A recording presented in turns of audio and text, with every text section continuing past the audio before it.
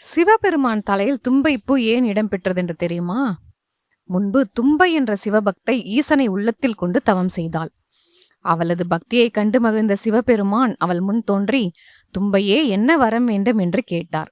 தெய்வ தரிசனத்தின் பதற்றத்தில், ஐயனே, எனது திருமுடியின் மீது உனது திருவடி இருக்க வேண்டும் என்று கேட்பதற்கு பதில், உனது திருமுடியின் மீது எனது திருவடிகள் இருக்க வேண்டும் என்று வரம் கேட்டுவிட்டாள் தும்பை. கேட்டவுடனே அவள் நடுங்கினாள். என்னாலே தவறு நடந்துவிட்டது என்று உணர்ந்து கண்ணீர் மல்க இறைவனை வேண்டினாள். ஈசனே, பதற்றத்தில் தவறாக கேட்டுவிட்டேன், என்னை மன்னியுங்கள் என்று.